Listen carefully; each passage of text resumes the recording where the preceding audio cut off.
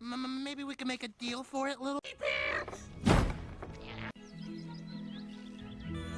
Wake up, Daddy, wake up! Better out than in. Oh, that's diabolical. The lovable lug that showed us you don't. Wonder what Shrek's up to in there. Through the loop, and finally... To spring, summer, or fall, oh, you got to do it! One love. One... Fergus Mako. Cute. Real cute. Shrek, the outhouse is closed. Happily! Ever? After?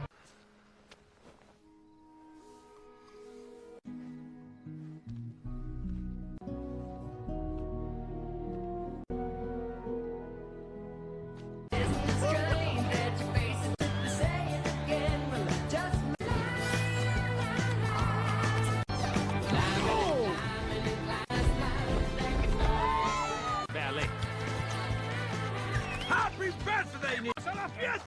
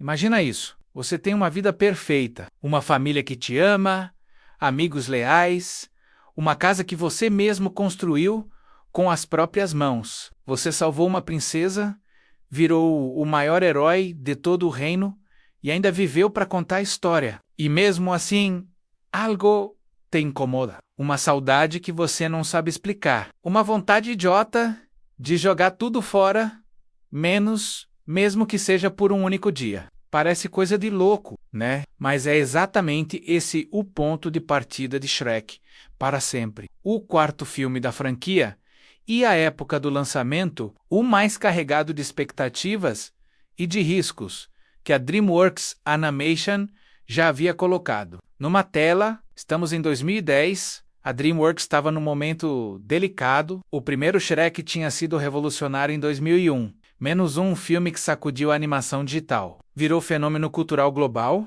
e ganhou o primeiro Oscar da história na categoria de melhor filme de animação. O segundo, lançado em 2004, foi ainda mais longe. Tornou-se o longa mais lucrativo da DreamWorks até aquele momento. Arrecadou mais de 920 milhões de dólares no mundo inteiro e deixou o público com aquela sensação gostosa de querer mais. Então veio o terceiro, em 2007. O terceiro, Shrek III foi um problema sério. Os críticos detonaram, o público ficou dividido, e o consenso geral era que a franquia tinha perdido o encanto. Tinha algo diferente, menos a magia dos primeiros filmes, simplesmente não estava mais lá da mesma forma. A sensação de quem saía do cinema era de que a série estava sendo esticada além do limite. E foi exatamente nesse contexto que a DreamWorks anunciou um quarto filme. A reação imediata de boa parte das pessoas foi um misto de ceticismo e cansaço, mas um Shrek? Realmente? Por quê? Só que Shrek para sempre virou uma surpresa. Não uma surpresa perfeita, menos longe disso. O filme chegou às telas em 21 de maio de 2010, com críticas divididas e uma bilheteria de abertura que ficou bem abaixo do esperado pelos executivos do estúdio. Os analistas de mercado projetavam uma estreia de 105 milhões de dólares só. Nos Estados Unidos, o resultado real foi 70 milhões, uma queda considerável em relação aos filmes anteriores. Os estúdios ficaram na defensiva. A imprensa especializada começou a perguntar se a franquia tinha finalmente perdido o fôlego de vez. E então, o filme começou a rodar, e rodar, e rodar. No total, Shrek para sempre arrecadou 752 milhões de dólares em todo o mundo. Foi o quinto filme mais lucrativo de 2010, menos um ano, que incluiu Toy Story 3, Alice no País das Maravilhas e Harry Potter e as Relíquias da Morte. Parte 1. Num cenário competitivo como esse, um ogro verde de animação ainda conseguia lotar salas de cinema em todos os continentes. Isso diz muito sobre o poder que essa franquia ainda tinha sobre o público. Mas o que realmente torna esse filme interessante não é a bilheteria, é o que ele tem a dizer. Shrek para sempre é, no fundo, uma história sobre ingratidão, sobre aquele momento terrível em que a gente olha para uma vida que construiu com muito esforço e de repente deixa de enxergar o valor nela, sobre desejar o que havia antes, menos antes da família, antes das responsabilidades, antes de um cotidiano que, mesmo bonito, pode parecer sufocante demais. É uma história sobre alguém que quer ser o que era antes e só percebe o tamanho do próprio erro quando já é tarde demais para desfazê-lo. E isso funciona porque é universal. Não tem nada de específico do mundo de fantasia aqui. Todo mundo já teve pelo menos um dia em que pensou: e se eu tivesse tomado um caminho diferente? Todo mundo já olhou para a própria vida e sentiu aquela saudade estranha de uma versão de si mesmo que nem existe mais. Aquela coceira perigosa de imaginar como seria se tivesse feito escolhas diferentes. O que o roteiro faz menos, com inteligência genuína, é usar o universo de Conto de Fadas como metáfora para essa crise. Muito humana. Shrek não está passando por uma crise de fantasia medieval. Ele está passando por uma crise de maio-vida disfarçada de aventura de animação infantil. E essa camada mais profunda é exatamente o que separa os grandes filmes da DreamWorks dos mediocres. No Brasil, a franquia Shrek sempre teve um carinho especial do público. Shrek para sempre. Estreou aqui com o título oficial de Shrek para sempre. E as salas de cinema, menos inclusive as equipadas com o novo sistema 3D da época, menos ficaram lotadas nas primeiras semanas. Vale lembrar que esse foi o primeiro filme de toda a franquia lançado em Real de Minus 3D IMAX 3D. Nunca antes as orelhas de Shrek tinham sido tão grandes e tão próximas da sua cara. Brincadeiras à parte, a tecnologia 3D em 2010 estava no seu auge. Logo após o sucesso enorme de Avatar, e Shrek para sempre surfou nessa onda. Mas antes de entrar de cabeça na história, tem um contexto importante que precisa ser entendido. Esse filme não chegou do nada. Ele foi o resultado de anos de planejamento de reescritas, de mudanças de direção e de decisões criativas que facilmente poderiam ter sido diferentes. A produção de Shrek para sempre foi quase tão turbulenta quanto a jornada do próprio Shrek dentro do filme, e os bastidores dessa história são fascinantes. Quando Shrek foi anunciado oficialmente em outubro de 2007, o estúdio usou um nome bem diferente do que conhecemos hoje: Shrek Goes Forth. O título era uma brincadeira com a palavra inglesa forth, que ao mesmo tempo significa ir em frente, e é um trocadilho com forth, que quer dizer quarto. Jeffrey Katzenberg, o CEO da DreamWorks Animation na época, chegou a dizer: Shrek vai lá para fora, para o mundo. Forth, como se o plano fosse um grande épico de descobertas externas, cheio de aventuras em terras desconhecidas. Só que a história que estava sendo desenvolvida era exatamente o oposto disso. Enquanto Katzenberg falava em aventuras épicas, os roteiristas trabalhavam em algo mais íntimo, mais contido, mais parecido com um conto de Natal do que com uma epopeia de fantasia. A referência central do roteiro, que o próprio diretor Mike Mitchell confirmou em várias entrevistas, foi A Felicidade Não Se Compra, o clássico de Frank Capra de 1946. Aquele filme em que James Stewart interpreta um homem completamente desiludido que descobre o quanto a vida ao seu redor seria pior se ele nunca tivesse nascido. É esse esqueleto narrativo que Shrek para sempre usa como espinha dorsal, só que com um ogro verde no lugar de James Stewart, bruxas malvadas no lugar de anjos da guarda, e Rumpelstiltskin no lugar do vilão calculista que manipula tudo, por trás das cortinas. Esse detalhe de inspiração já diz muito sobre a ambição do projeto. A equipe não queria fazer apenas mais um filme de Shrek, queria fazer um filme com peso emocional de verdade, um filme que funcionasse como conclusão digna para uma jornada que tinha começado quase uma década antes. E por falar em bastidores curiosos, o vilão principal desse filme, Rumpelstiltskin, quase foi dublado por ninguém menos do que Paul McCartney,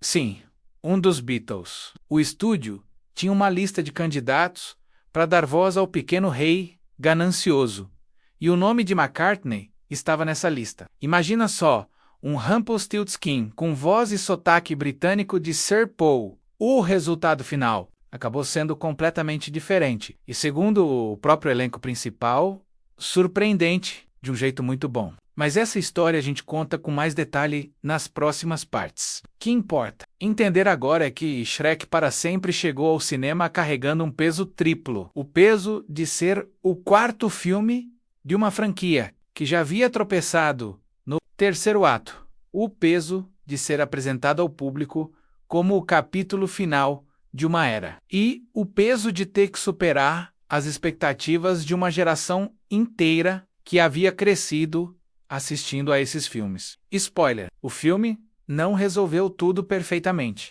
mas fez algo que poucos esperavam que ele conseguisse. Fez a gente sentir alguma coisa de verdade por um ogro verde, que no papel não deveria mais ter nada novo a oferecer. E isso, francamente, não é pouca coisa. Para entender como Shrek para sempre foi criado, você precisa primeiro entender o estado de espírito que tomou conta da DreamWorks Animation, lá pela metade de 2007. O terceiro filme da franquia tinha acabado de sair. Tinha arrecadado muito dinheiro, quase 800 milhões de dólares no mundo todo, o que, tecnicamente, é um sucesso retumbante para qualquer estúdio. Mas os números não contavam a história completa. Shrek III tinha sido recebido com uma frieza que machucava. Rotten Tomatoes registrou 41% de aprovação da crítica especializada. Os fãs mais antigos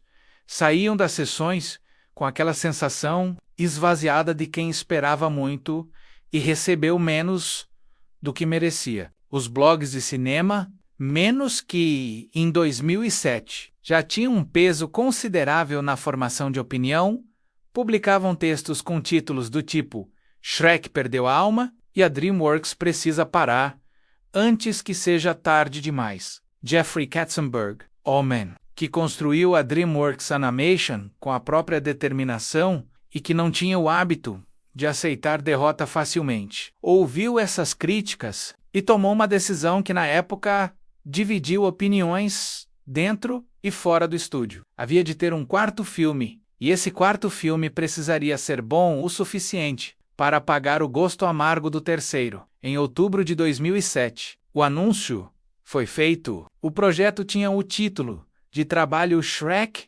Goes Forth. Katzenberg descreveu o filme como uma aventura épica, quase como se Shrek estivesse indo ao mundo externo pela primeira vez. Na época, poucos sabiam que os roteiristas estavam desenvolvendo algo completamente diferente dessa descrição pública. Os responsáveis pelo roteiro foram Ross Klausner e Darren Lemken Klausner. Tinha no currículo o trabalho em Shrek 2, onde participou como escritor adicional, o que lhe dava um entendimento profundo dos personagens e do tom da franquia. Lemke, por sua vez, era uma voz mais nova no processo, menos alguém com uma perspectiva fresca sobre o material. Juntos, eles começaram a trabalhar numa premissa que, à primeira vista, parecia simples, mas carregava uma profundidade que os filmes anteriores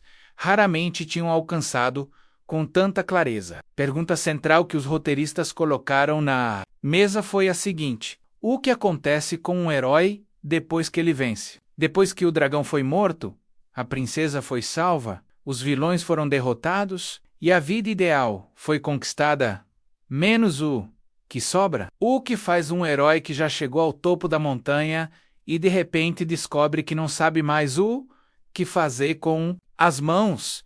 Essa pergunta tinha uma resposta óbvia e honesta. Crise. Crise de identidade. Crise de propósito. E foi justamente isso que eles colocaram no centro do filme. A inspiração narrativa mais clara, aquela que o próprio diretor Mike Mitchell citou abertamente nas entrevistas promocionais do filme. Foi a felicidade não se compra menos em inglês. It's a Wonderful Life, o clássico absoluto de 1946, dirigido por Frank Capra e estrelado por James Stewart. Nesse filme, o personagem de Stewart, George Bailey, chega a um ponto de desespero tão profundo na vida que deseja nunca ter nascido. E aí um anjo aparece para mostrar como o mundo seria diferente e muito pior sem ele. Klausner e Lemke pegaram esse esqueleto emocional e o transplantaram para o universo do do pântano de Shrek. Em vez de um anjo, um demônio, com peruca encaracolada e sapatos de fivela. Em vez de uma cidade americana de interior dos anos 40, o reino de muito longe numa linha do tempo, alternativa. Em vez de um homem comum, que sente que a vida passou por ele sem aviso, um ogro verde que sente que a vida que construiu engoliu completamente a identidade que um dia ele teve. Grande sacada da história é que Shrek não está errado em sentir o que sente. Esse é o detalhe que eleva o roteiro acima do esperado. O roteiro não coloca Shrek como ingrato, sem motivo, menos mostra com detalhe como a vida que ele tanto desejou foi, com o tempo, se tornando uma rotina exaustiva e sem espaço para a individualidade. Os filhos bebês gritando ao mesmo tempo. Os turistas aparecendo no pântano para tirar fotos. Os rugidos que ele sempre usou para assustar intrusos virando performance ensaiada para plateias que aplaudem e pedem bis. Shrek foi domesticado pela própria felicidade. E aí aparece Rumpelstiltskin. O desenvolvimento do vilão foi um dos processos mais longos e debatidos de toda a produção. A equipe sabia que precisava de um antagonista que não fosse apenas fisicamente ameaçador menos. Aliás, Rumpelstiltskin é tudo menos imponente, fisicamente menos, mas que fosse psicologicamente perigoso. Alguém que entendesse exatamente onde Shrek estava vulnerável e soubesse usar isso com precisão cirúrgica. Rumpelstiltskin existe nos contos de fadas originais como um ser que faz acordos maldosos, que pega exatamente o que você mais valoriza, em troca do que você mais deseja no momento de fraqueza. É o personagem perfeito para uma história sobre um protagonista que deseja a coisa errada. Ele não vence na força bruta, menos vence na manipulação. E foi esse perfil que os roteiristas desenvolveram com cuidado. Mas definir quem daria voz a esse personagem foi uma saga à parte. Durante o desenvolvimento, o estúdio testou várias opções. Chegou a circular internamente a ideia de que Paul McCartney poderia dar voz ao personagem. Um fato que o próprio diretor Mike Mitchell mencionou de forma descontraída numa entrevista. Durante a turnê de divulgação do filme, a ideia não avançou. Mas só de imaginar um Rumpelstiltskin com a voz de um dos Beatles já diz muito sobre como a DreamWorks estava pensando em grande para o papel. A solução final veio de um lugar inesperado e muito mais orgânico. Walt Thorne, que era um dos roteiristas storyboard artists da própria DreamWorks, estava sendo usado durante as leituras de tabela como referência de voz para Rumpelstiltskin, uma prática comum nos estúdios de animação.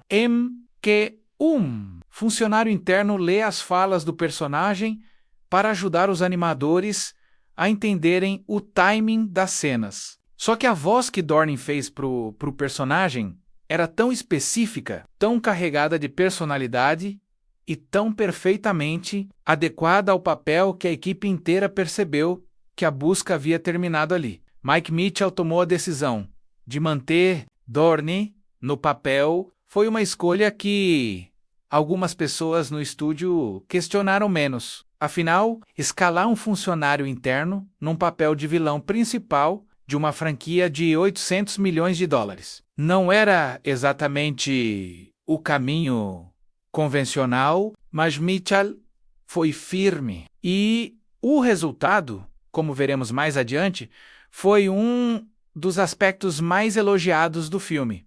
Enquanto o roteiro era desenvolvido e o elenco era montado, o estúdio também tomou algumas decisões estratégicas sobre como posicionar o filme comercialmente. Uma delas foi a mais impactante para o público. Shrek para sempre seria o primeiro filme da franquia lançado em formato 3D, Real de 3D e IMAX 3D.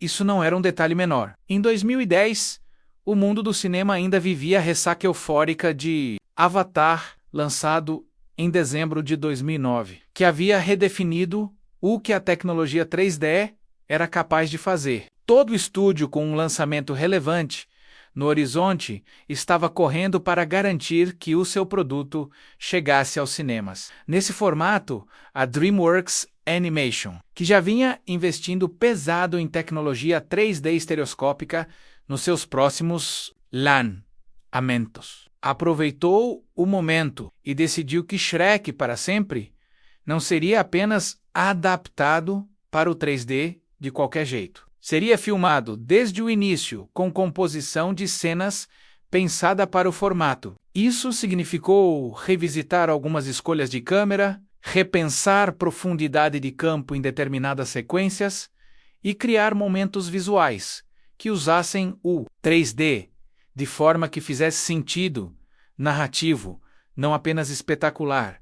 Do lado criativo, outra decisão importante foi a de manter o tom mais sombrio e adulto que o roteiro exigia. Diferente de Shrek III, que muitos na equipe reconheceram internamente como um filme que tentou agradar demais ao público mais jovem e acabou perdendo a complexidade emocional dos dois primeiros filmes. Shrek para sempre foi desenvolvido com a intenção clara de contar uma história madura, o conceito de realidade alternativa, onde Fiona nunca foi salva, onde Burro e Shrek são estranhos, onde o reino de muito longe caiu nas mãos de um tirano mesquinho. Precisava ter peso real para funcionar. E para que esse peso fosse sentido, a produção precisava de muito mais do que um bom roteiro. Precisava de um diretor com a visão certa para traduzir tudo isso em imagem. Alguém que entendesse o equilíbrio delicado entre a comédia familiar que a franquia exigia e a melancolia genuína que a história pedia. Alguém que nunca havia dirigido um Shrek antes, mas que conhecia de perto a linguagem da DreamWorks. Esse alguém era Mike Mitchell. E a história de como ele chegou até esse projeto é por si só uma das partes mais interessantes de toda essa prodo, o quando a DreamWorks Animation estava montando a equipe criativa de Shrek para sempre. O nome de Mike Mitchell não era exatamente o que os fãs da franquia esperariam ouvir. Ele não era um veterano dos filmes de Shrek anteriores. Não tinha dirigido nenhum dos capítulos que construíram a mitologia do Ogro Verde. Mas tinha algo que, para a produção desse projeto específico, valia muito. Ele sabia trabalhar com equilíbrio entre comédia e emoção. E conhecia de dentro o jeito de funcionar dos grandes estúdios de animação norte-americanos. Mike Mitchell nasceu em 1970 e construiu uma carreira de diretor que passou por terrenos bem diferentes. Antes de chegar à DreamWorks, ele havia dirigido filmes live-action de comédia, incluindo dos Bigelow Male Rigoloem, 1999, menos um trabalho comercial, sem pretensões artísticas, mas que demonstrava a sua capacidade de trabalhar dentro de sistemas de estúdio com prazo e orçamento controlados. Depois, em 2005, dirigiu Sky High para a Disney, um filme de aventura familiar sobre adolescentes com superpoderes que recebeu críticas surpreendentemente positivas para o tipo de produto que era. A crítica notou que Mitchell sabia encontrar coração numa história que facilmente poderia ter ficado no superficial. Esse histórico de encontrar profundidade imaterial, que parece simples, foi exatamente o que pesou na decisão de escala low para Shrek, para sempre. A DreamWorks não precisava de um visionário experimental para esse projeto. Precisava de alguém que respeitasse o que já havia sido construído em 3 filmes anteriores, que entendesse o tom específico, que a franquia exigia menos aquela mistura peculiar de humor de paródia, coração genuíno e referências para adultos embutidas numa embalagem infantil, e que fosse capaz de executar uma história emocionalmente exigente, sem deixá-la pesada demais para o público familiar. Mitchell entrou no projeto com uma clareza que a equipe percebeu desde as primeiras reuniões criativas. Ele sabia o que esse filme precisava ser, num tom direto e sem rodeios. Ele descreveu a história como sendo sobre um cara que tem tudo e de repente não consegue mais enxergar o valor de nada. Não era uma descrição de aventura de fantasia. Era a descrição de uma crise humana, de meia vida. E essa leitura completamente desprovida de romantismo sobre o próprio material foi o que deu ao filme sua direção mais honesta. A referência central que Mitchell citou publicamente e repetidamente durante toda a campanha de divulgação do filme foi It's a Wonderful Life, o clássico de Frank Capra. Para Mitchell, aquele filme de 1946, menos com toda a sua melancolia disfarçada de história de Natal, era um modelo emocional perfeito para o que ele queria contar. A estrutura de "E se eu nunca tivesse existido" funcionava de forma quase cirúrgica para o arco de Shrek. Um personagem que passou 3 filmes inteiros lutando para ser aceito, para construir uma vida, para encontrar amor e amizade, e que agora precisava perder tudo isso, mesmo que temporariamente, para aprender a enxergar o que tinha. Só que Mitchell tinha uma preocupação muito específica com essa abordagem. O risco óbvio de usar esse esquema narrativo num filme de animação familiar era cair na armadilha do sentimental fácil, daquelas histórias que manipulam a emoção do espectador com atalhos baratos em vez de construir o sentimento de forma orgânica. Mitchell era muito consciente desse perigo. Ele insistia com a equipe que a tristeza de Shrek precisava ser ganha. precisava fazer sentido antes de acontecer. O espectador precisava entender, e até concordar um pouco, com a frustração do ogro antes de ver tudo desmoronar. Por isso, a decisão de abrir o filme com uma sequência inteiramente dedicada a mostrar a exaustão cotidiana de Shrek não foi acidental. Aquela série de cenas do início, o aniversário repetitivo dos filhos, o mesmo café da manhã, os mesmos turistas, o mesmo rugido que todo mundo agora fotografa em vez de temer, foi construída com cuidado cirúrgico por Mitchell para plantar no espectador uma compreensão empática antes de qualquer julgamento moral. Você não precisa aprovar o que Shrek vai fazer adiante, mas precisa entender da onde vem o impulso. E Mitchell sabia que se essa fundação não estivesse sólida, toda a estrutura emocional do filme desmoronaria junto. Outro aspecto da visão de Mitchell que marcou o processo criativo foi sua relação com o vilão. Quando ele tomou a decisão, contestada por alguns no estúdio, de manter Wal Dorn como a voz oficial de Rumpelstiltskin, ele explicou a escolha de um jeito que resumia bem sua filosofia criativa. A voz certa não é necessariamente a voz mais famosa, é a voz que o personagem pede. Dorn, que havia criado aquela voz meio histérica, meio ridícula, com uma raiva completamente desproporcional ao físico minúsculo do personagem, tinha capturado algo que nenhum ator de fora conseguia replicar, porque aquela interpretação havia nascido organicamente do próprio processo criativo interno. Mitchell enxergava Rumpelstiltskin não como um vilão poderoso no sentido convencional, mas como um ser mesquinho e ressentido, menos alguém que quer o poder, não por grandiosidade, mas por uma necessidade profunda de ser reconhecido e temido. Era uma chave psicológica bastante específica para um personagem de animação familiar, e Mitchell protegeu essa leitura do começo ao fim da produção. A relação de Mitchell com o elenco principal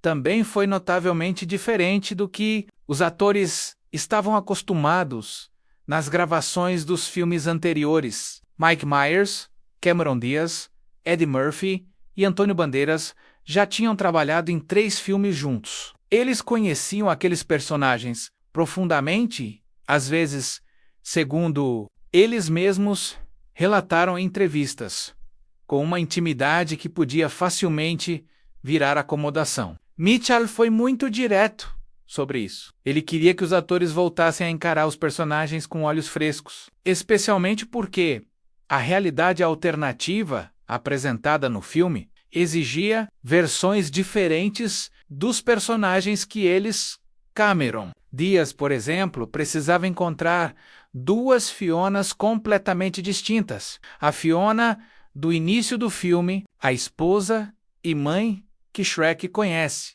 e que vive uma vida de paz razoavelmente acomodada, e a Fiona da linha do tempo, alternativa, menos uma líder guerrilheira endurecida, fisicamente diferente, emocionalmente fechada, que nunca havia sido salva e havia por conta própria se tornado a resistência viva contra a tirania de Rumpelstiltskin. Mitchell passou tempo considerável com Diaz discutindo a psicologia dessa segunda Fiona, porque ela precisava ser convincentemente a mesma pessoa, sem demonstrar nenhum dos traços de suavidade que o amor e a família haviam desenvolvido na versão original. Eddie Murphy enfrentou um desafio diferente. O burro da realidade alternativa não conhece Shrek menos e não tem nenhuma das camadas de afeto e amizade construídas ao longo de 3 filmes. Mitchell queria que Murphy encontrasse um burro que fosse ainda mais frenético e inconsequente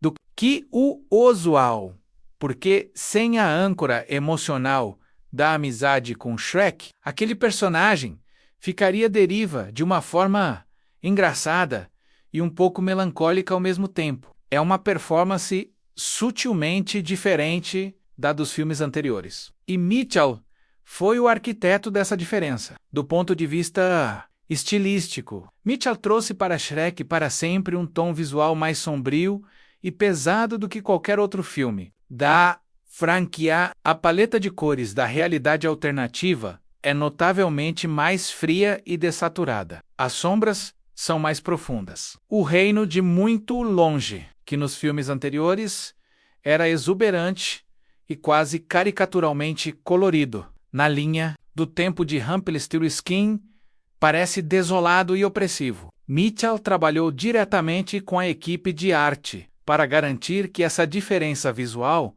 fosse imediata e instintiva, menos que o espectador sentisse, antes mesmo de processar intelectualmente que esse não era o mundo que conhecia. Há uma influência visual que poucos comentadores notaram, mas que o próprio Mitchell não escondeu. O expressionismo alemão do cinema dos anos 20 e 30, com suas sombras angulosas e paisagens que refletem o estado emocional dos personagens. Os castelos de Rumpelstiltskin têm algo de Dr. Caligari. As ruas do reino, sob o domínio do pequeno tirano, têm uma arquitetura opressora que não existe nos outros filmes da série. É uma influência delicada, aplicada numa animação de família, mas ela tá lá para quem souber olhar o resultado final de tudo isso. Foi um filme que carregava, acima de tudo, a marca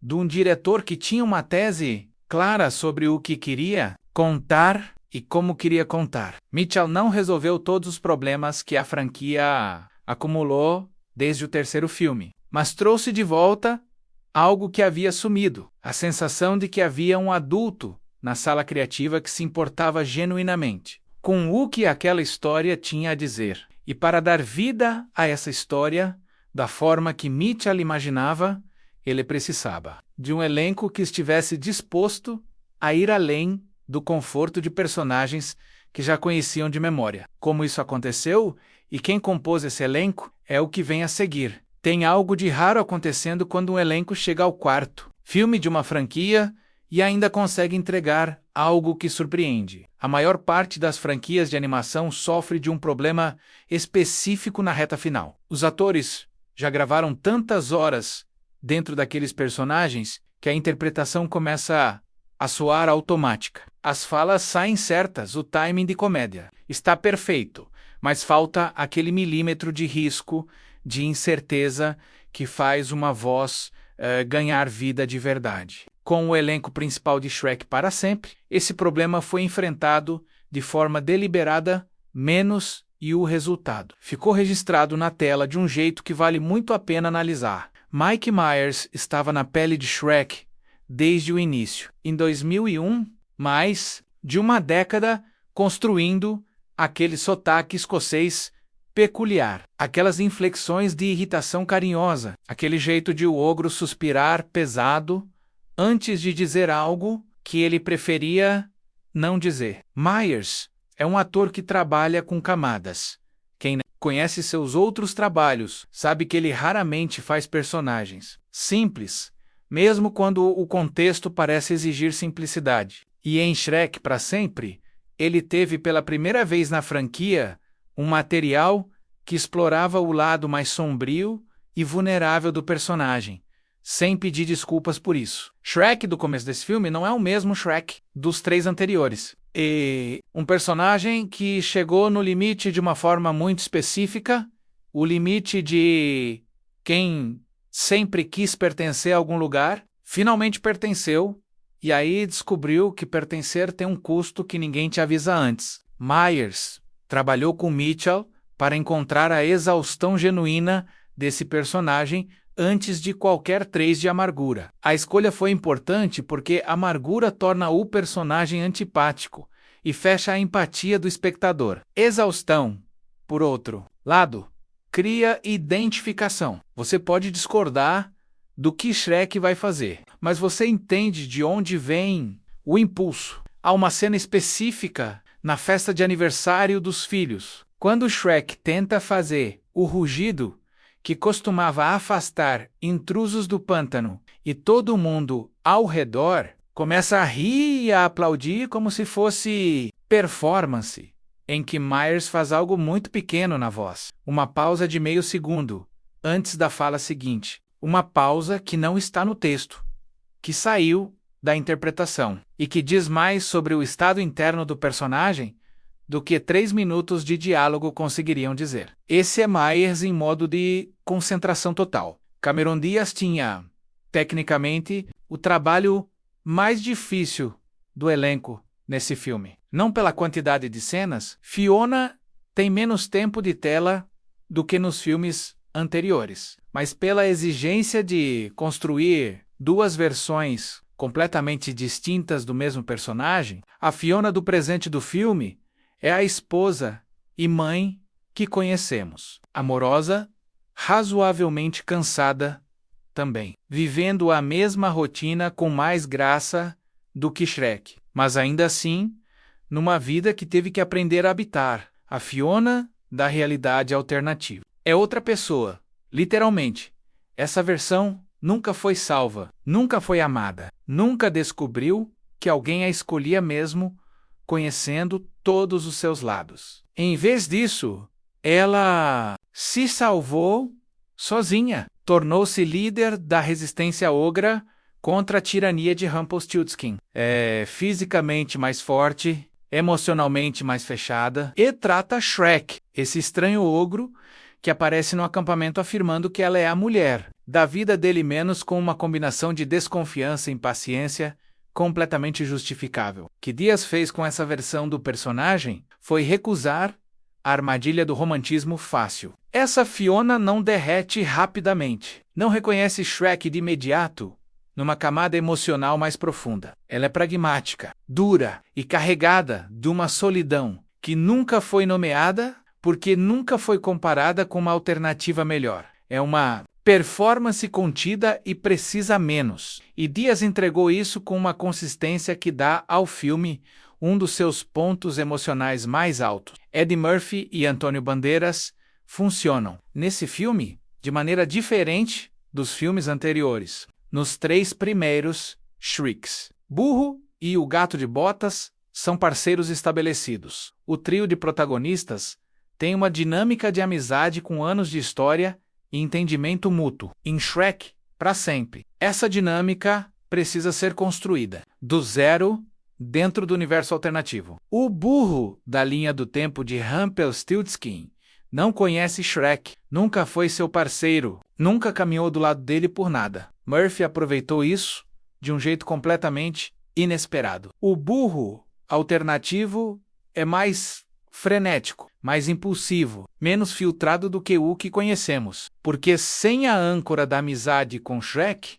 não há nenhuma razão para o personagem ter desenvolvido aquela camada de cuidado e lealdade que marca o burro dos outros filmes. É um burro que existe no caos puro. E Murphy jogou isso ao máximo, entregando algumas das cenas mais engraçadas do filme justamente por esse motivo. Antônio Bandeiras teve uma das tarefas mais deliciosas. Um gato de botas que, ao contrário do burro, não está com Shrek na resistência, mas que se tornou menos numa das piadas mais criativas do roteiro. Menos completamente sedentário, mimado e gordo. Sem aventura, sem o propósito, sem um amigo que sempre o chamava para a próxima missão. Impossível. O gato de botas da realidade alternativa virou um animal de estimação doméstico que come sem parar e mal consegue se mover. É uma piada longa que Bandeiras sustenta com timing impecável e que funciona ao mesmo tempo como comédia pura e como comentário sobre o que acontece com o espírito guerreiro. Quando o mundo ao redor não precisa mais do seu heroísmo. E aí, Tane, Rumpelstiltskin, Waldorn. Já falamos sobre como ele chegou ao papel menos a história do artista interno, que estava fazendo a leitura de referência e acabou ficando com o personagem. Mas o que Dorn entregou na interpretação vai muito além de uma curiosidade de bastidor. Rumpelstiltskin nas mãos de Dorn é uma criação genuinamente original. A voz tem uma qualidade de falsete histérico que combina perfeita e ironicamente com o tamanho físico minúsculo do personagem. Ele grita quando deveria sussurrar. Sussurra quando a raiva exigiria um grito. E tem acessos de fúria completamente desproporcionais que são ao mesmo tempo cômicos e levemente perturbadores. Que Dorney entendeu sobre o personagem menos e que Mitchell corretamente identificou desde o início é que Rumpelstiltskin é movido por ressentimento, não por ambição no sentido grandioso dos grandes vilões clássicos, por ressentimento específico e mesquinho. Ele queria o reino de muito longe. Estava a um segundo de consegui-lo quando tudo desmoronou porque Fiona foi salva por Shrek. Esse detalhe, essa proximidade com o que ele mais queria e a perda estúpida, no último instante, é o combustível de toda a vilania do personagem. Dorn carrega essa mágoa de fundo em cada fala, e isso dá ao vilão uma dimensão psicológica que poucos antagonistas de filmes de animação conseguem sustentar. O elenco de suporte trouxe nomes de peso para papéis menores, mas bem construídos. Jon Hamm, menos que em 2010, estava no auge da fama com Mad Men. Menos emprestou sua voz para Brogan, um dos ogros da resistência liderada por Fiona no mundo alternativo. Craig Robinson, comediante de presença enorme, deu voz a outro ogro da resistência chamado Cookie. A inclusão desses nomes em papéis secundários demonstrava tanto o prestígio que a franquia ainda carregava, quanto a intenção da DreamWorks de preencher cada canto do filme com personalidade. Tem uma dinâmica importante no elenco desse filme que merece atenção. A relação entre os 4 protagonistas principais mudou de tom ao longo dos filmes, e em Shrek para sempre ela chega num ponto de amadurecimento que nenhum dos outros capítulos havia alcançado da mesma forma. Nos primeiros filmes, Shrek e Fiona estavam descobrindo um ao outro. No segundo e terceiro, estavam negociando a vida em família e as pressões externas. No quarto, estão lidando com algo que só aparece quando a descoberta já acabou. E as negociações se tornaram rotina. A possibilidade de que o amor que construíram, mesmo sendo real, possa ser invisível quando a gente está perto demais para enxergá-lo. Mears e Diaz carregaram esse peso com uma maturidade que só é possível quando 2 atores passaram tempo suficiente dentro de uma relação mesmo que seja uma relação fictícia, entre um ogro e uma princesa ogra menos, para entender onde ela pode doer de verdade. O elenco de Shrek, para sempre. Portanto, não é apenas uma coleção de vozes talentosas encaixadas em personagens conhecidos. É um grupo de artistas que, com orientação precisa de Mitchell, encontrou camadas novas em material que facilmente poderia ter soado repetido. E para dar suporte a essas performances, a equipe de produção construiu um mundo visualmente mais complexo e tecnicamente mais ousado do que qualquer coisa que a franquia havia tentado antes. Existe uma diferença enorme entre o Shrek, que apareceu nas telas em 2000 e o Shrek de 2010. Não estamos falando só do personagem e da história menos. Estamos falando do que a tecnologia era capaz de fazer com o rosto animado, uma paisagem digital, uma gota de chuva caindo num pântano de madrugada. O primeiro filme da franquia foi considerado revolucionário para os padrões de animação computadorizada da época. 9 anos depois, o que a DreamWorks Animation foi capaz de colocar em Shrek para sempre representa um salto técnico que poucos espectadores percebem conscientemente, mas que todo mundo sente de alguma forma enquanto assiste a produção. O The Shrek para sempre aconteceu nos estúdios da DreamWorks Animation em Redwood City, na Califórnia, o mesmo complexo que havia abrigado os outros filmes da franquia. Mas o ambiente de trabalho em 2008 e 2009, quando a produção estava em pleno andamento, era bem diferente do que havia sido durante os primeiros Shreks. A empresa havia crescido exponencialmente. Os pipelines de animação tinham sido reformulados múltiplas vezes. As ferramentas que os animadores usavam para construir personagens, iluminar cenas e simular tecidos, cabelos e água tinham evoluído a um nível que tornava os processos do primeiro filme quase irreconhecíveis para o espectador médio. Talvez o maior símbolo visível dessa evolução técnica seja o próprio rosto de Shrek no primeiro filme. O ogro verde era impressionante para os padrões da época, mas a pele dele tinha uma textura que hoje parece claramente artificial, uma suavidade de borracha que a tecnologia do começo dos anos 2000 simplesmente não conseguia superar. Em Shrek para sempre, a pele do personagem tem poros, imperfeições, variações de tonalidade que mudam conforme a iluminação da cena. Quando ele está com raiva e o rosto fica vermelho por baixo do verde, essa mudança de circulação sanguínea aparece de forma orgânica. É um detalhe minúsculo e completamente transformador. A equipe responsável pelo departamento visual do filme foi desafiada por Mike Mitchell com uma tarefa muito específica: criar dois mundos que fossem imediatamente distinguíveis um do outro, não apenas em termos de narrativa, mas na própria linguagem visual. O mundo real de Shrek menos o pântano, o castelo, o reino de muito longe que conhecemos, precisava ter uma paleta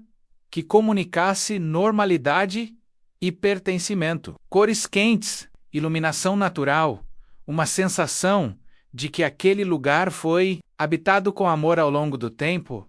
O mundo alternativo, o reino de Rumpelstiltskin, precisava ser o oposto disso em tudo. A equipe de arte trabalhou durante meses, refinando a paleta do mundo alternativo para que ela fosse instintivamente desconfortável. Não de forma exagerada ou óbvia demais, mas de um jeito que agisse no inconsciente do espectador. Azuis mais frios, sombras mais profundas. Uma arquitetura que favorecia ângulos agudos, onde o mundo de Shrek tinha curvas e arredondamentos. Essa escolha visual foi diretamente inspirada pelo expressionismo alemão dos anos 20, com sua tradição de usar a geometria do ambiente para refletir o estado psicológico dos personagens. Uma referência que Mitchell havia mencionado explicitamente nas reuniões criativas com o departamento de arte. O castelo de Rumpelstiltskin, em particular, é um trabalho de design notável. Ele é simultaneamente ridículo, porque tudo que cerca o pequeno vilão tem uma qualidade levemente absurda que combina com sua personalidade e genuinamente ameaçador. Os corredores são compridos demais, as janelas são altas demais. Há algo de opressivo na proporção de cada ambiente, como se o próprio espaço dissesse ao visitante que ele não pertence ali. A equipe de animação levou esse conceito ao nível dos detalhes de textura. As pedras das paredes do castelo de Rumpelstiltskin têm um acabamento mais áspero, mais irregular do que qualquer superfície do mundo real de Shrek. E então tem o 3D. Shrek para sempre foi o primeiro filme da Franco, e é inteiramente concebido para o formato tridimensional. Isso não era um acréscimo de pós-produção, era uma decisão de produção que afetou cada estágio do processo criativo, do storyboard à animação final. A DreamWorks Animation tinha investido pesado no desenvolvimento de suas capacidades de produção estereoscópica. E esse filme foi um dos primeiros grandes testes públicos desse investimento em larga escala. O momento não poderia ser mais estratégico. Avatar, de James Cameron, havia estreado em dezembro de 2009 e redefinido o que o público esperava de uma experiência cinematográfica em 3D. As salas equipadas com o sistema Real D estavam espalhadas por todos os países relevantes para a bilheteria global. O IMAX 3D estava em expansão acelerada. A DreamWorks sabia que Shrek para sempre chegaria às telas, num contexto em que o 3D não era mais novidade exótica, menos era expectativa. A equipe de Mitchell trabalhou com os especialistas em estereoscopia do estúdio para garantir que o 3D do filme não fosse usado apenas de forma espetacular, menos aquele truque de mandar objetos voar em direção à câmera para arrancar sustos e aplausos da plateia, mas também de forma narrativa. As sequências no filme em que a profundidade do 3D é usada para criar uma sensação de isolamento. Shrek aparece em primeiro plano, enquanto o mundo ao redor dele recua para um segundo plano distante, criando visualmente a mesma sensação de desconexão que o personagem sente internamente. É uma escolha sutil e eficaz, que demonstra como a tecnologia pode servir à história quando é usada com intenção. A música do filme foi composta por Harry Gregson Williams, que havia assinado as trilhas sonoras dos 2 filmes anteriores da franquia. Gregson Williams é um compositor britânico com um currículo imenso em Hollywood. Trabalhou em filmes como Bridget Jones's Diary, as sagas de Metal Gear, Salad para videogames e dezenas de outras produções de alto perfil. Para Shrek para Sempre, ele precisava fazer algo delicado, manter a continuidade sonora com o que havia sido estabelecido nos filmes anteriores, ao mesmo tempo em que introduzia uma paleta musical mais escura e melancólica para o mundo alternativo. De Rumpelstiltskin, a solução foi trabalhar com versões distorcidas e fragmentadas de temas musicais já conhecidos da franquia. No mundo alternativo, quando o espectador ouve algo que reconhece da trilogia anterior, ele não ouve exatamente a mesma coisa, ouve uma versão dissonante, com o mesmo esqueleto melódico, mas com harmonias que soam erradas. É um truque composicional que comunica de forma completamente não verbal que esse mundo é quase o que você conhece, mas não é, que algo fundamental está fora do lugar. Gregson Williams aplicou essa técnica com consistência ao longo de toda a trilha do mundo alternativo e ela funciona de forma eficaz, mesmo para espectadores que não têm nenhum treinamento musical nos bastidores. A produção também enfrentou o desafio logístico de coordenar um elenco de vozes que não gravava junto. Essa é uma realidade da animação que o público raramente pensa. Mike Myers, Cameron Diaz, Eddie Murphy e Antônio Bandeiras não estavam numa sala juntos interpretando suas cenas. Cada um gravava separadamente, em sessões individuais, trabalhando com o diretor ou com um supervisor de gravação. A sincronia entre as vozes dos personagens é um trabalho de edição e de ajuste de timing que acontece no pós-produção. Não num estúdio de som com os 4 presentes ao mesmo tempo.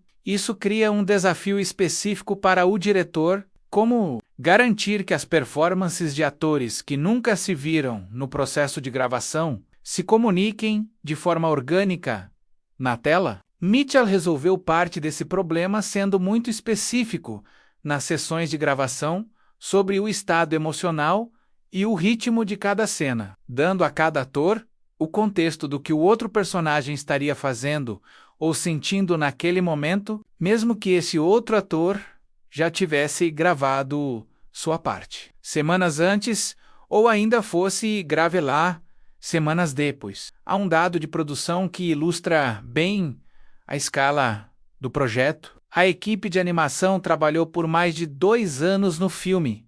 Antes do lançamento, cada segundo de animação em Shrek para Sempre representa centenas de horas de trabalho de animadores, artistas de iluminação, especialistas em simulação de tecidos e cabelos, e toda uma cadeia de profissionais que o espectador nunca vê nos créditos, mas cujo trabalho está presente em cada quadro. O orçamento final de $165 milhões reflete não apenas os salários do elenco de vozes e da equipe criativa de topo, reflete essa infraestrutura técnica enorme que tornava possível criar mundos como aqueles. Com tudo isso construído, o roteiro, a direção, as vozes, a tecnologia, os mundos visuais, o resultado final, chegou às telas em maio de 2010. E a história que esse aparato todo foi criado para contar começa, como mencionamos antes, com um ogro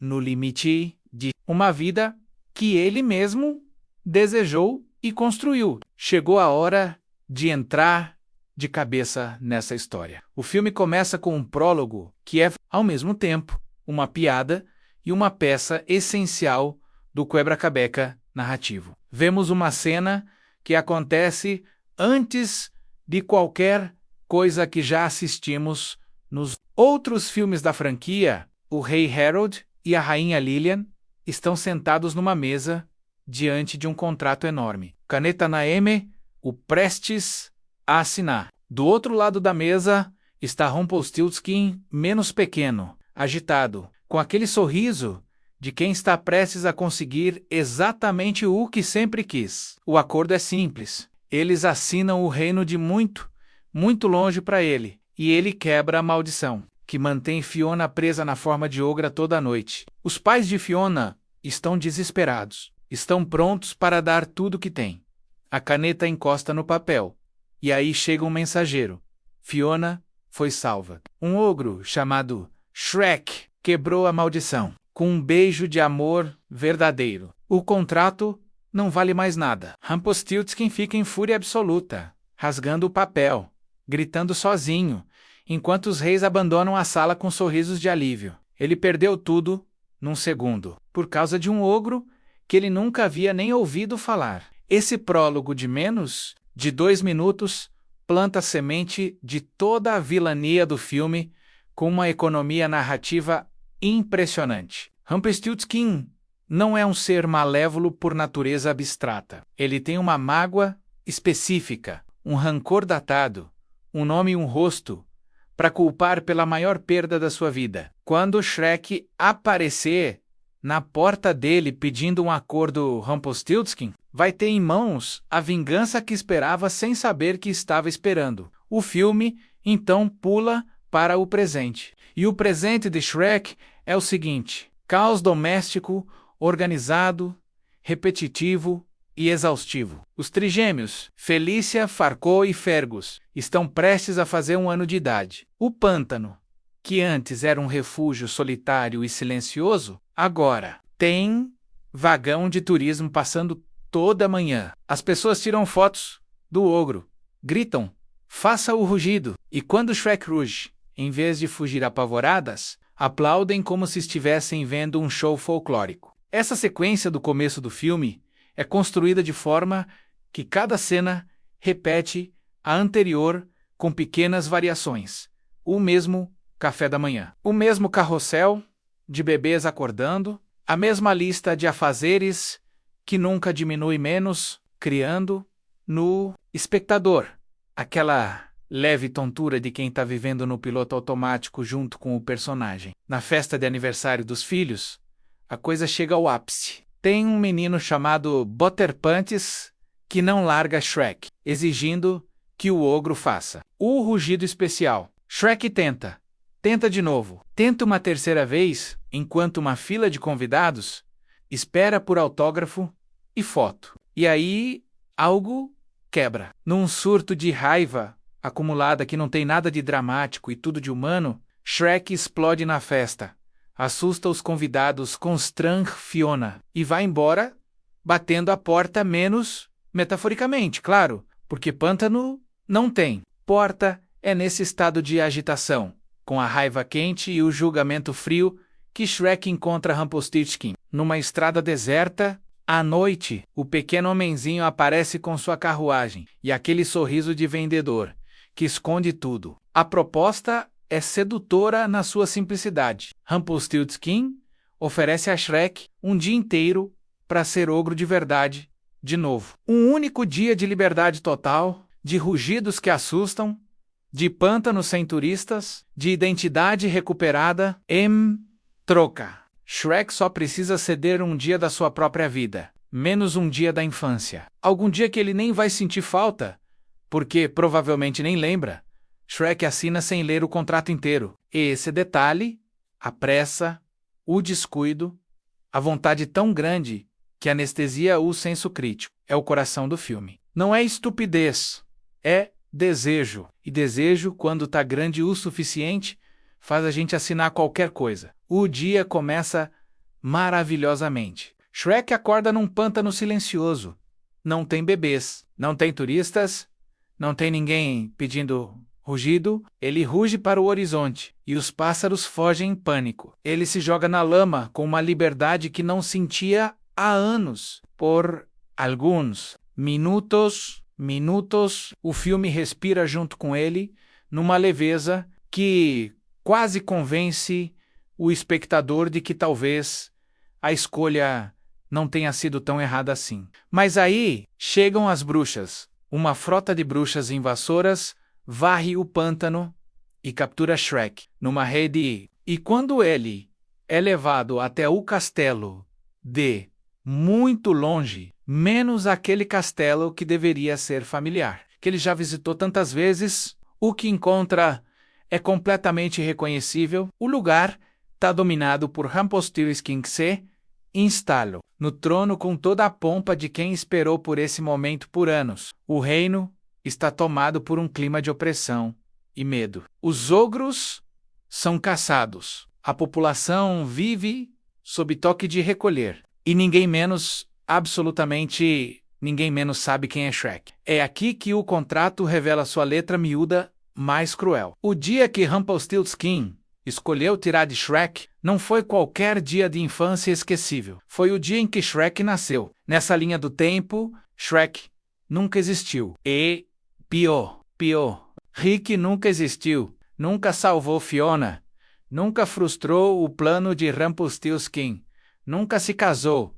Nunca teve filhos. Ao final daquele único dia que o contrato garante, Shrek vai simplesmente deixar de existir para sempre, apagado como se nunca tivesse sido real. A única saída está escrita numa cláusula que Rumpelstiltskin deliberadamente escondeu no meio do contrato. Um beijo de amor verdadeiro pode quebrar qualquer acordo. Se Fiona menos a Fiona dessa linha do tempo. Não a que ele conhece, o beijar com amor verdadeiro, antes do amanhecer tudo se desfaz. O mundo volta ao normal. Shrek foge do castelo e começa a procurar Fiona. Ele sabe onde ela deve estar. Ou deveria estar, mas o castelo está abandonado. O quarto da torre onde ela foi mantida por tantos anos está vazio e empoeirado. Então surge uma pista que o leva para longe do reino. Há um acampamento nos pântanos, uma resistência organizada de ogros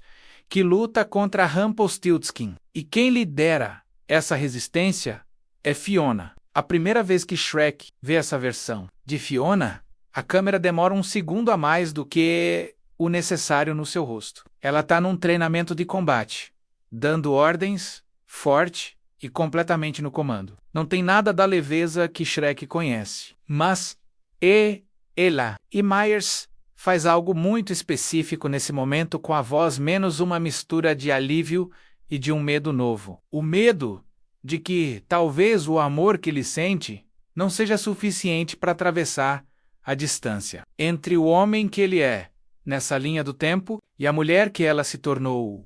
O encontro não vai bem. Fiona não conhece Shrek. Ele é mais um ogro, num grupo de ogros. Num acampamento de resistência que já tem ogros suficientes para lidar. Quando ele tenta explicar, quando diz que ela é sua esposa, que eles têm filhos, que existe um mundo onde tudo isso é real, ela olha para ele com aquela frieza de quem ouviu muita coisa, desesperada de muitas bocas, e aprendeu a não confiar em nenhuma. O burro, nessa linha do tempo, também está no acampamento. Mas não há nada entre ele e Shrek, além da estranheza de dois desconhecidos que, por alguma razão, parecem se reconhecer num nível que nenhum dos dois consegue nomear. Murphy jogou essa tensão de familiaridade sem memória de uma forma que é simultaneamente cômica e tocante. O burro circula ao redor de Shrek, como se sentisse que deveria gostar dele sem entender por quê. E essa desorientação gentil é uma das notas emocionais mais delicadas do filme. Tenta encontrar Rumpelstiltskin para renegociar o acordo. Tenta convencer Fiona de que ele diz a verdade. Tenta reunir um time de ogros que possa enfrentar a tirania instalada no castelo. Mas o relógio tá correndo. Cada cena que passa é uma cena a menos antes do amanhecer. E quanto mais Shrek luta, mais clara fica a crueldade específica da armadilha em que ele caiu. Ele perdeu não apenas sua vida, mas a possibilidade que qualquer um ao seu redor se lembre de tê-la dividido com ele. É uma situação de solidão radical. E o roteiro a usa com uma honestidade que poucos esperavam de um quarto capítulo de franquia de animação. Porque Shrek para sempre, no fundo, não está perguntando se você consegue recuperar o que perdeu. Está perguntando se você consegue enxergar o valor do que tem. Antes de precisar perder clue para aprender, essa pergunta vai encontrar sua resposta. Mais dura e mais bonita no ato final do filme. O terceiro ato de Shrek para sempre começa com uma constatação dolorosa e um plano desesperado. Shrek percebe que não consegue simplesmente convencer Fiona a amá-lo com palavras. Ela não tem memória do que eles viveram juntos, porque essa memória, nessa linha do tempo, nunca existiu. O amor que ela sente no mundo real foi construído ao longo de tempo, de aventuras compartilhadas, de lutas lado a lado, de noites de conversa no pântano sob as estrelas. Aqui, nada disso aconteceu. E Shrek tem menos de um dia para criar do zero o que no mundo real levou anos para crescer n quanto. Isso Rumpelstiltskin está celebrando. Ele sabe exatamente o que está acontecendo. Sabe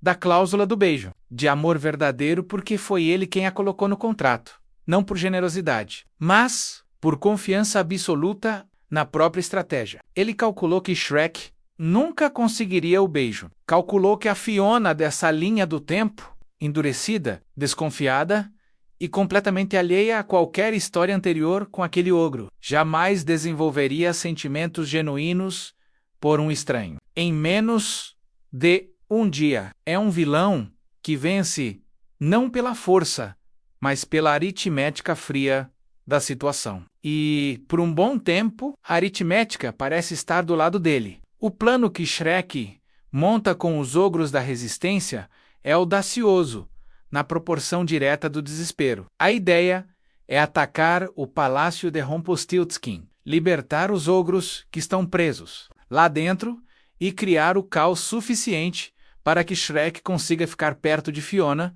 e encontrar o momento certo. Não é um plano elegante. É o plano de alguém que está com um relógio na mão e poucas peças no tabuleiro. A preparação para o ataque traz de volta o gato de botas numa das sequências mais bem construídas do filme do ponto de vista cômico e emocional ao mesmo tempo. O gato que Shrek encontra nessa linha do tempo está completamente irreconhecível. Gordo, sedentário, vivendo como animal de estimação doméstico confortável na casa de uma bruxa. Quando Shrek vai buscá-lo para a batalha, o gato está deitado numa almofada de veludo, rodeado de brinquedos de gato e se recusando categoricamente a se mover. Bandeiras entrega essa cena com um timing que é pura comédia física menos, mas há uma camada por baixo do riso. Esse é o gato de botas sem propósito, sem missão, sem amigo que o chame para a próxima aventura. E esse vazio, mesmo embrulhado em gordura e preguiça, tem um peso real. Quando o gato decide ajudar, não por obrigação, não por lealdade estabelecida, mas porque alguma coisa instintiva nele responde à chamada. Menos ele encontra gradualmente a versão guerreira de si, mesmo que conhecemos dos outros filmes. É um arco em miniatura que o terceiro ato entrega com eficiência. A ideia de que a identidade não some, apenas hiberna. Quando o ambiente não a convoca, o ataque ao palácio é a sequência de ação mais elaborada do filme. Ogros escalando, muros, bruxas, invasoras sobrevoando as torres. Rumpelstiltskin gritando ordens histéricas para seus capangas enquanto a estrutura inteira começa a desmoronar ao redor dele. Mitchell dirigiu essas cenas com uma energia caótica deliberada. Menos, tudo está acontecendo ao mesmo tempo. Todos os planos estão desmoronando simultaneamente. E no meio desse caos, dois personagens precisam encontrar um ao outro e criar algo que normalmente leva uma vida inteira para existir. Mas o palácio tem uma carta na manga que Shrek não havia considerado. A Dragoa? No mundo real, a Dragoa é companheira de Burro, mãe dos Dronkeys, parte da família estendida de Shrek, nessa linha do tempo. Ela está sob o controle de Rumpelstiltskin, menos acorrentada, domesticada como arma, completamente privada da liberdade, que no mundo real ela conquistou ao lado dos protagonistas. Quando a Dragoa é solta contra os invasores, a batalha muda completamente de escala. Shrek é capturado. Fiona também. Rumpelstiltskin, num momento de triunfo que é ao mesmo tempo ridículo e genuinamente sombrio, apresenta os dois capturados para a corte enquanto o relógio avança inexorável em direção ao amanhecer. É aqui que o filme coloca sua aposta mais alta. Shrek, algemado e derrotado, começa a se dissipar. A mágica do contrato está se cumprindo menos. Conforme a madrugada avança para o alvorecer, a existência de Shrek vai literalmente se apagando. As mãos ficam transparentes, os contornos do corpo perdem definição. Ele está sumindo do mundo em tempo real e Fiona vê isso acontecer. Esse é o momento mais delicadamente escrito do filme. Ymir e Dias entregam Minot com uma contenção que surpreende. Fiona não está apaixonada por Shrek, nesse ponto, não da forma que o Shrek do mundo real conhece, mas passou o dia ao lado dele. Viu o desespero genuíno de alguém que luta para recuperar algo que perdeu. Viu um ogro que, diferente de qualquer outro que ela já conheceu, parecia carregado de uma saudade de uma vida melhor que ele. Não conseguia nem nomear direito. Há algo nisso que ela reconhece, mesmo sem saber o que, porque essa saudade é exatamente o que a Fiona da realidade alternativa sente todo dia, sem ter referência de que é possível algo além do que ela tem. Shrek, desaparecendo,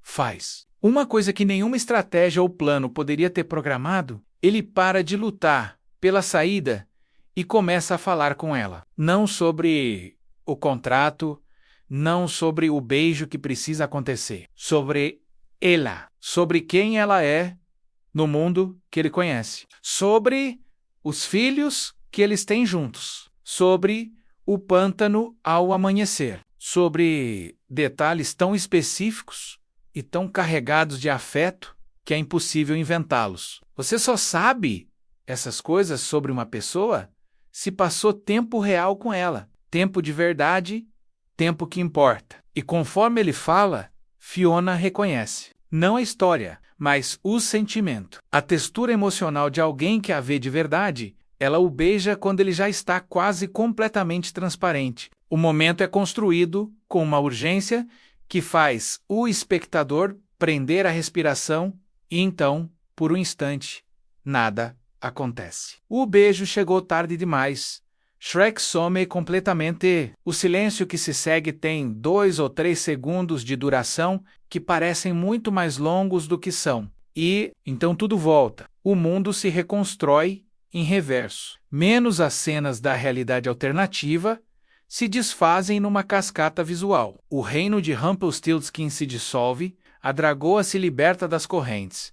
O pequeno tirano perde o poder instantaneamente. E Shrek acorda, na festa de aniversário dos filhos. No mesmo momento em que o caos havia começado, antes do encontro com Rumpelstiltskin, o Butterpunch ainda está na frente, dele pedindo o rugido. A festa ainda está acontecendo. Fiona ainda está ali, olhando para ele com a mistura de preocupação e exasperação de uma mulher que conhece o marido bem o suficiente para saber quando ele está no limite. O que Myers faz nesse retorno é extraordinário em termos de economia emocional. Shrek não faz um discurso, não explica o que aconteceu. Ele simplesmente olha ao redor com os olhos de alguém que acabou de perder tudo e, de repente, tem de volta menos e que sabe, agora de um jeito que o conhecimento intelectual nunca poderia ter ensinado. O quanto cada detalhe daquilo vale. Abra os filhos com uma força que o surpreende. Abraça burro com a intensidade de quem passou um dia inteiro sem o melhor amigo e sentiu o peso da ausência. Abraça Fiona por último e mais longamente, e o beijo que ele dá nela tem um peso completamente diferente de qualquer outro beijo que aconteceu antes nessa franquia. É o beijo de alguém que sabe o que tinha, que perdeu e que teve a sorte rara de recuperar. A cena final do filme tem um toque de humor perfeito que Mitchell e a equipe de roteiro escolheram com inteligência. Butter Punches ainda está lá, ainda pedindo o rugido. E dessa vez, Shrek ruge. Não como performance, não para uma plateia que vai aplaudir. Ruge porque querem, porque ogro, porque isso é quem ele é e isso tá bem. Butter Punches foge em pânico. E Shrek ri.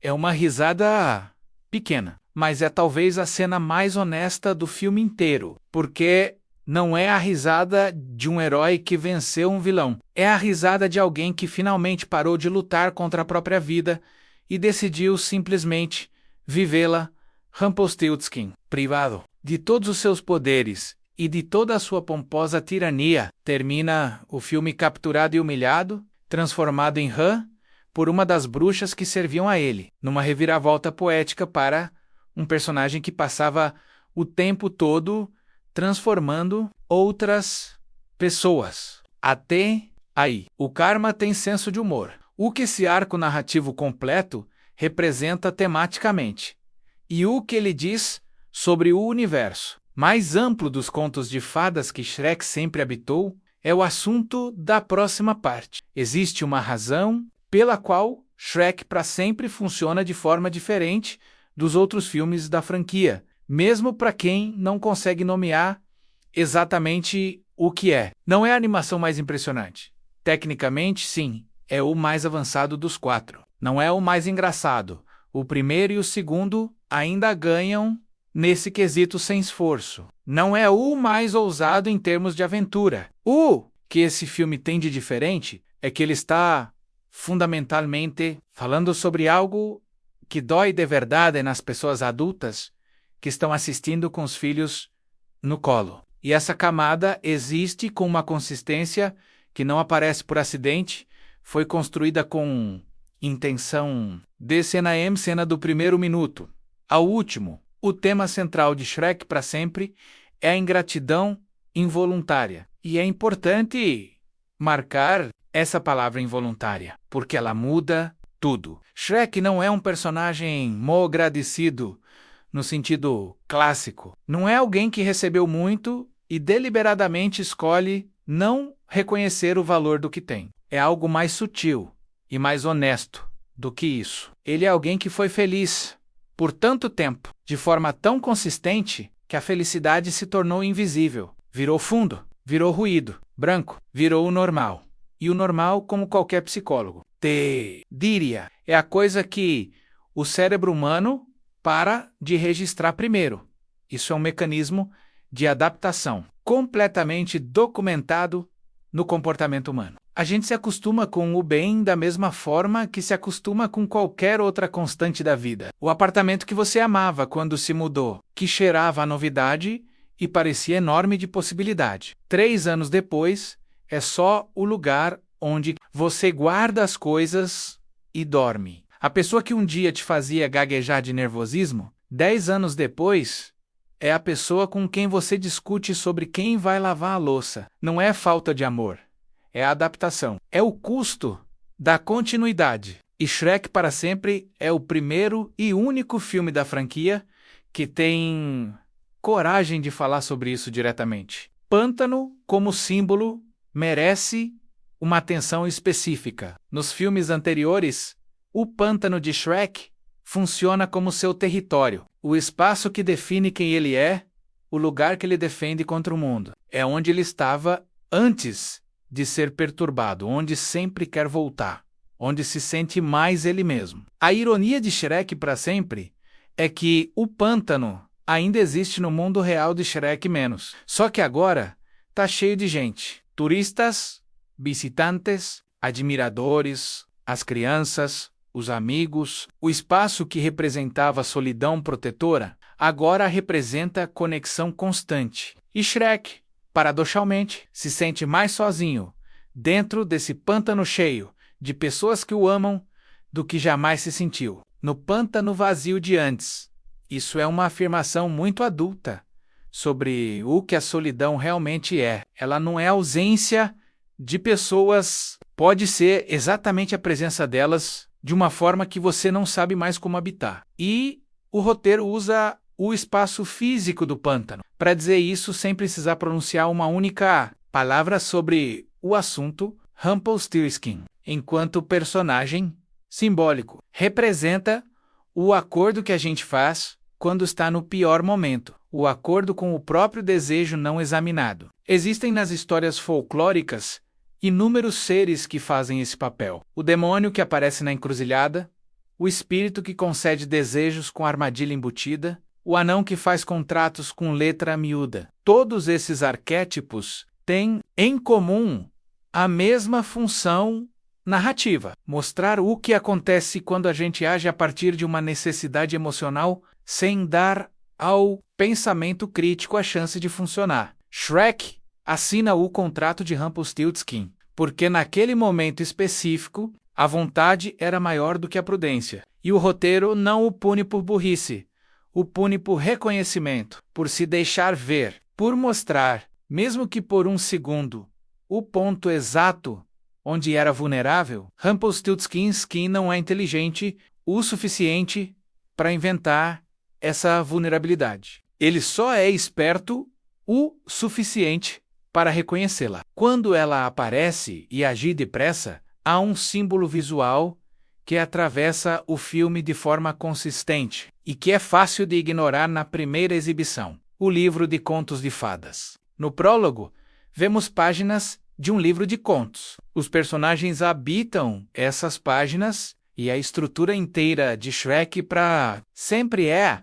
a de um conto de fadas específico, não a paródia bem-rumarada dos contos que os filmes anteriores exploravam, mas um conto de fadas de adulto, do tipo que os originais de Grimm eram antes de serem suavizados para consumo infantil. Contos onde a lição é aprendida através da perda real, não de um susto passageiro, onde o protagonista tem que descer ao fundo antes de poder subir. A linha do tempo alternativa. Nesse contexto, é o inferno particular de Shrek. Um inferno feito não de tortura física, mas de ausência. A pior punição que o roteiro poderia imaginar para um personagem que passou 3 filmes aprendendo a pertencer a algum lugar. E alguém é um mundo onde ele nunca pertenceu a nada, onde é estranho em todos os lugares, onde ninguém ao redor tem nenhuma razão para se importar com ele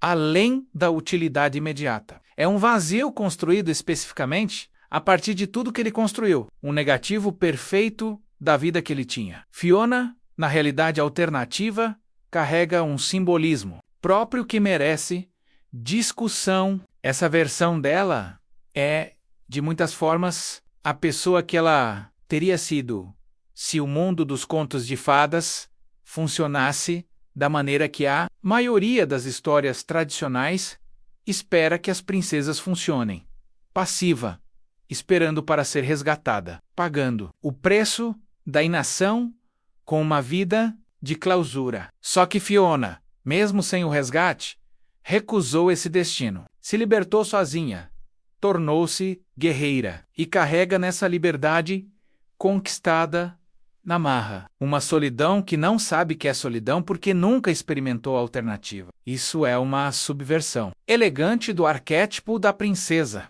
que a franquia vinha trabalhando desde o primeiro filme. Shrek sempre brincou com o conto de fadas, Pela ótica da paródia, menos o ogro vira herói, a princesa vira ogra, o príncipe encantado é na verdade um vilão fútil. Mas em Shrek para sempre, a subversão é mais séria. Mostra o que acontece quando uma mulher forte não tem ninguém ao lado que a veja como ela é. Não enfraquece, ela menos ao contrário.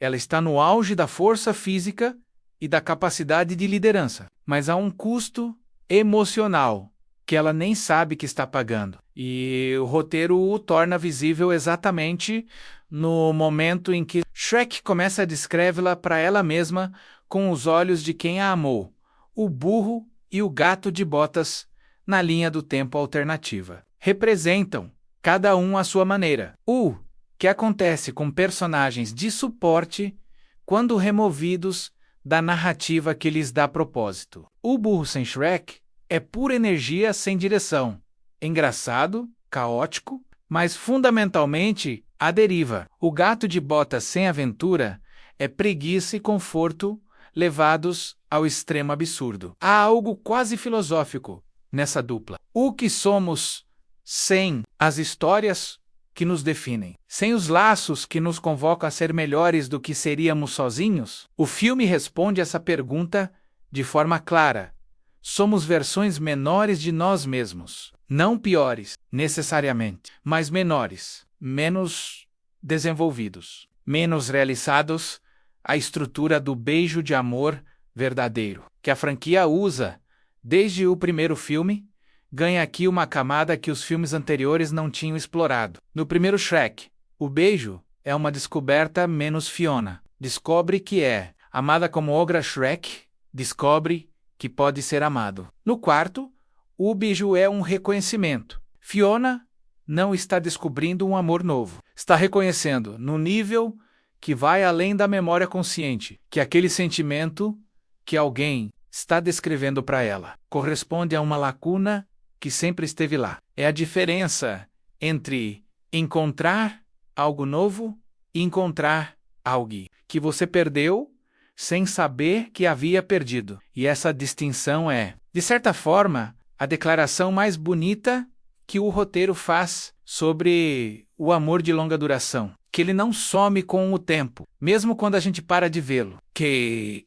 ele está inscrito nas pessoas de uma forma que persiste mesmo quando a memória não... Que o amor real deixa uma marca que uma linha do tempo alternativa não consegue apagar completamente. Shrek, para sempre, não é o filme mais profundo já feito sobre esses temas, mas é um filme honesto. E honestidade, numa franquia de animação, em seu quarto capítulo, é mais rara e mais preciosa do que parece. Quando os executivos da DreamWorks Animation se sentaram para analisar os números da estreia de Shrek para sempre nos Estados Unidos, o silêncio na sala deve ter sido desconfortável. O filme havia arrecadado 70,8 milhões de dólares no seu fim de semana de abertura, menos um resultado que, para qualquer outra produção de animação, seria motivo de festa. Mas Shrek não era qualquer produção de animação. O segundo filme havia estreado com 108 milhões de dólares em 2004. O terceiro, apesar de toda a recepção morna da crítica, havia aberto com 121 milhões em 2007. Comparado a esses números, 70,8 milhões era uma queda considerável e os analistas de mercado não perderam tempo em apontar isso. O orçamento de produção havia sido de 165 milhões de dólares, sem contar os custos de marketing, que, para um lançamento dessa escala, costumam adicionar outros 100 a 150 milhões ao total. Então, no fim do primeiro fim de semana, o filme ainda estava longe de qualquer lucro real. A imprensa especializada em bilheteria começou a circular a pergunta: será que a franquia havia finalmente chegado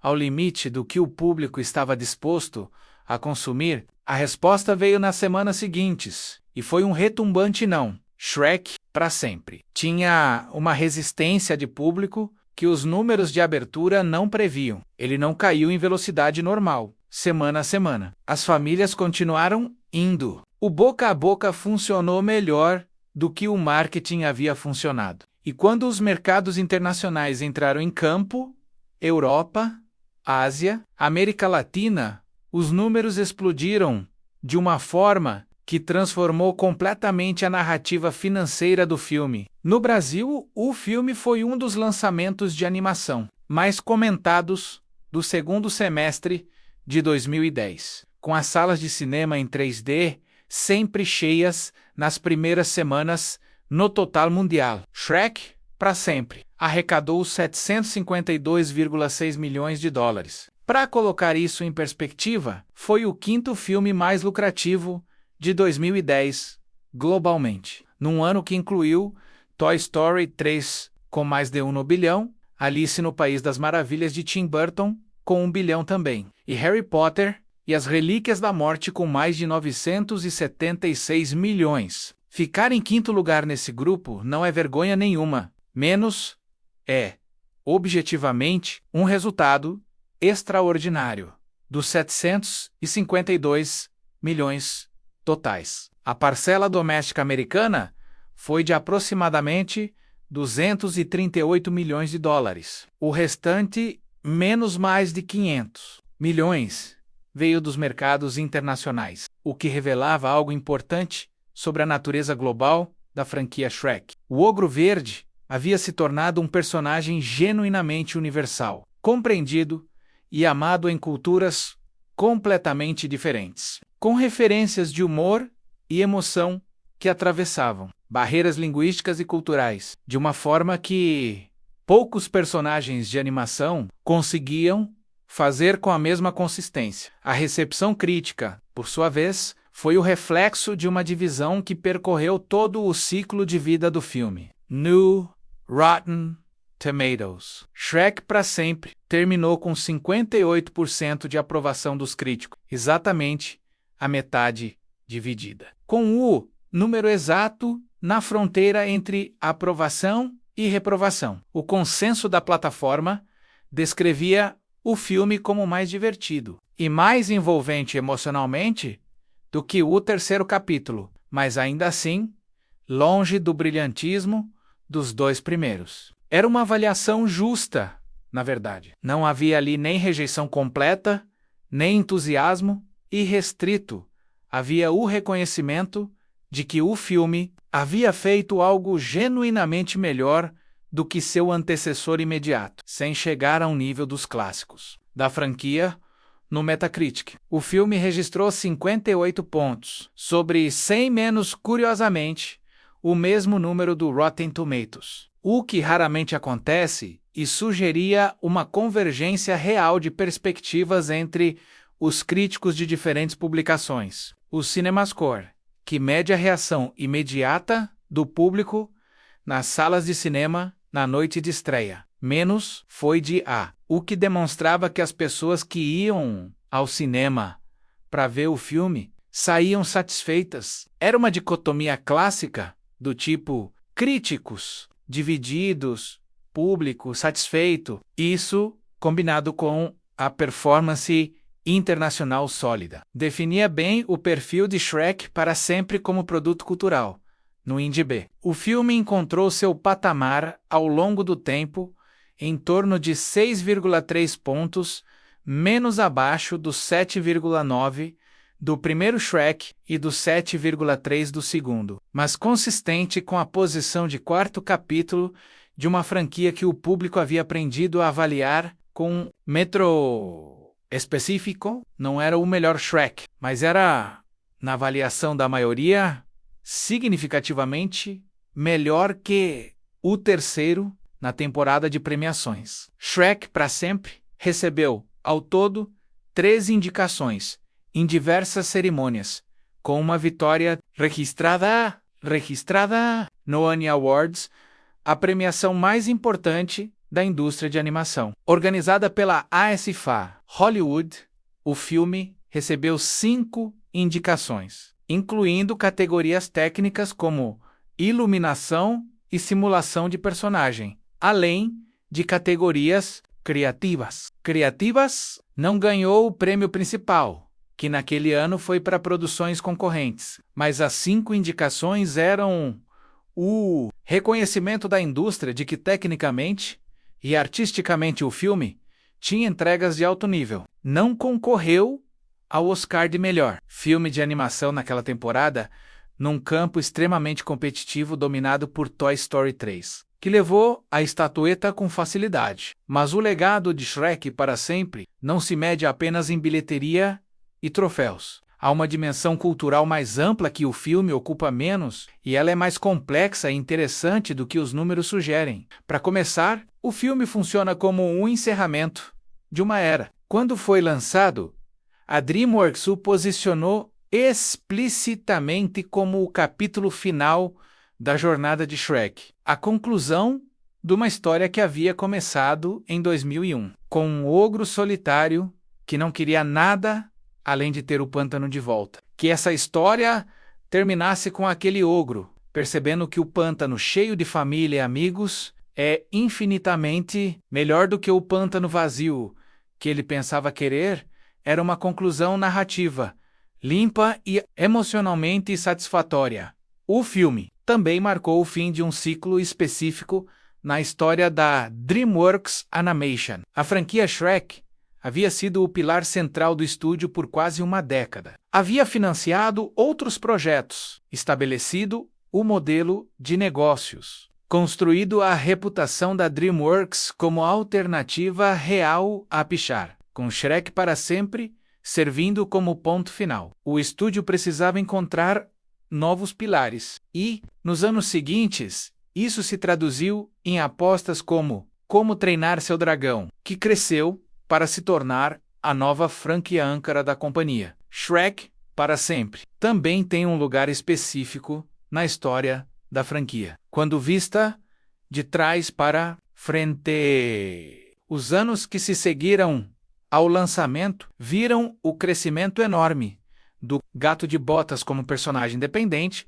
Em 2011, Antônio Bandeiras estrelou o Gato de Botas, um spin-off que arrecadou 554 milhões de dólares mundialmente e foi indicado ao Oscar de melhor filme de animação. Esse spin-off foi possível, em parte, porque Shrek para sempre reafirmou o valor da franquia como universo, mostrou que havia público e afeto suficientes para sustentar histórias além do ogro principal. Anos depois, em 2023, o Gato de Botas ganhou uma sequência menos o Gato de Botas 2, O Último Pedido, que se tornou um fenômeno crítico e comercial inesperado, recebendo aclamação generalizada e reacendendo o interesse do público na mitologia do universo de Shrek. Isso levou diretamente ao anúncio oficial da DreamWorks